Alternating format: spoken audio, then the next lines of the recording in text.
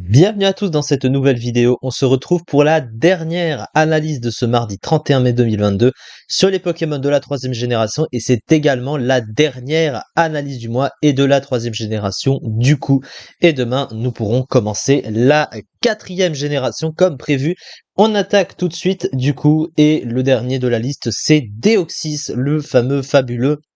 Même si il a été rendu disponible dans Pokémon Ruby Omega et Saphir Alpha dans l'épisode Delta, dans les faits de base, il n'était pas disponible avant. En tout cas, pas directement dans un scénario, donc du coup, eh bien, c'est globalement un semi-fabuleux.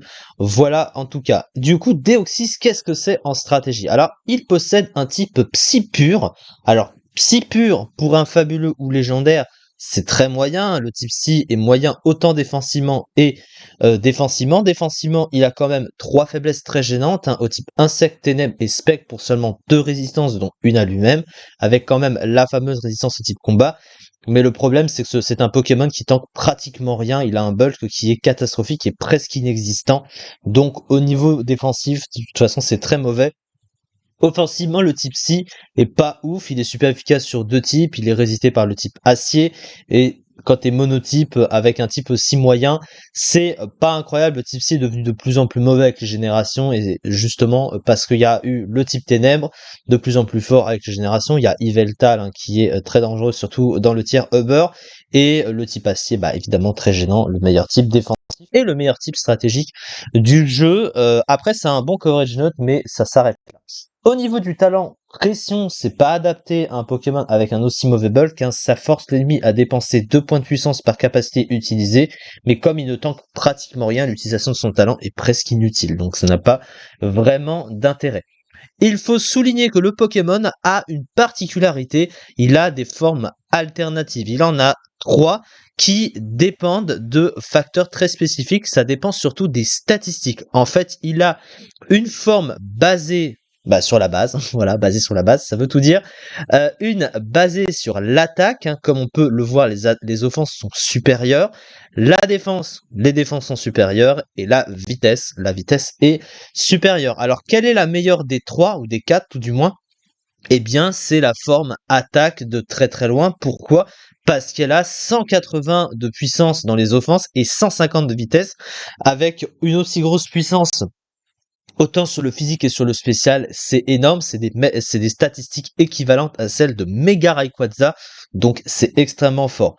Par contre, le bulk de la forme attaque est pratiquement inexistant, hein. 20 dans les défenses, 50 en PV. Sur les priorités, sur des petites attaques neutres toutes simples, il se fait toujours one shot. Donc du coup, il peut venir sur aucun Pokémon pour tanker, évidemment. Et voilà, c'est un peu son problème. Et avec son type qui est quand même très moyen, il faut le rappeler. Surtout en Uber, de toute façon, des petites attaques neutres, même des attaques résistées, hein, vont le tuer assez largement.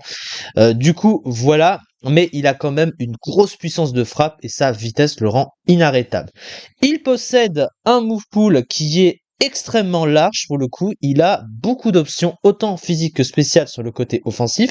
Il peut se booster un peu comme il veut. Alors, il n'a pas de move de boost sur le physique par contre, mais il a accès à plein de choses. Il a les picots, les pièges de roc, il a soin, il a cage éclair, il a trick, il a toxique, il a tourmente, téléport aussi, un petit move de boost.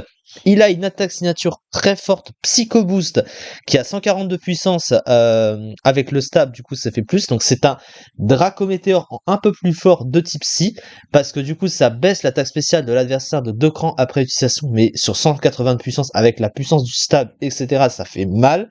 Alors il n'est pas revenu hein, dans épée et bouclier, donc du coup il avait encore accès à poursuite. Il a également accès à sabotage, et puis derrière, il se fait plaisir au niveau des moves offensifs, hein. Il a point de feu, énergie balle, lumino-canon, explore force, drain punch, etc. Laser glace, point glace, bref, il a machination plus plénitude, bref. Le move pool est extrêmement varié, donc il peut faire un peu tout ce qu'il veut, globalement, même si certains de ses moves sont un peu moins utiles, parce que comme il peut pas rester sur le terrain, par contre pour utiliser soin c'est quand même assez dangereux, parce que si tu utilises soin, derrière il faut que tu tankes le coup, et dans la plupart des cas, bah, il va se faire one shot, donc soin c'est vrai que c'est pas utilisable.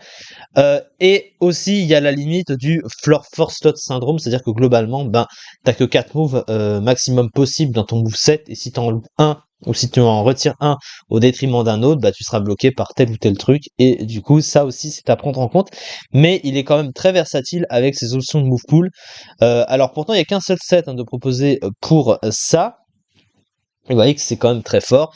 La forme Deoxys Attack est donc la mieux classée, hein, vous voyez, avec 9,77%, 14e du Uber ici en 7e génération, donc avant. La forme vitesse est un peu en dessous, hein, 29e avec 4,65% du classement, mais du coup, la forme défensive, bah, elle est très passive. Le problème, hein, elle tape pas très fort, donc elle est pas très utile. Et la forme de Deoxys de base, 352e quand même, extrêmement nul, hein, pour le coup, c'est quand même un ouf de se dire ça, qu'il soit aussi bas classé. D'ailleurs, je savais même pas que c'était aussi bas, mais parce que la forme attaque est tellement nettement meilleure que l'autre n'a pratiquement aucun intérêt en stratégie. Donc ça reste un Pokémon qui est quand même très concurrencé, et à part, ça veut dire que si tu retires les formes de Deoxys, le Pokémon est nul en Uber, mais il est quand même Uber parce qu'il a quand même, hein, il faut le rappeler, 150 de puissance dans les offenses et 150 en vitesse, donc c'est quand même énorme à ce niveau-là. Donc voilà, il va évidemment pas s'en plaindre, mais voilà, la forme attaque est donc bien meilleure. Au niveau de la stratégique rapidement, alors ça c'est la forme de base, mais du coup voilà. Des statistiques en attaque, attaque spéciale et vitesse plus qu'excellente, un excellent move full. Statistiques en défense et PV très mauvaise, un type 6 moyen tant défensivement qu'offensivement. Il est complètement surpassé par toutes ses autres formes, même par sa forme défense qui est déjà mauvaise en général.